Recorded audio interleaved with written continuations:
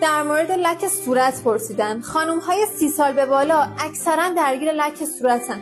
فکر می‌کنید راه درمانیش چیه؟ مزوتراپی. آقا یه چند لحظه از فکر مزوتراپی بیا بیرون. حداقل این لحظه که اینجایی میخوام یه پماد معجزه بهت معرفی بکنم که اگه نتیجه نداد همین الان زنگ بزن و وقت بگیر. من دارم بهت میگم این پماد با این تفاصیل که اصلا نه برات عوارض داره، نه جای سوزن، نه التهاب برات میمونه. با دقت هم یادداشتش بکن که فراموشش نکنی. پماد نوروژن که معجزه لک صورت.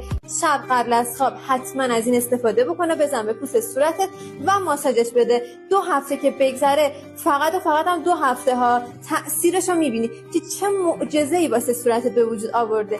اصلا هم به هیچ شما بر نمیگرده و پوستت برمیگرده به همون تنظیمات کارخونه. به 20 سالگیت برمیگردی. اگه میخوای قیمت و اطلاعات بیشتری راجع به این محصول رو بدونی، همین الان عدد 3 رو برام کامنتش کن. پیج منم حتما فالو داشته باش تا پیامم برات ارسال بشه.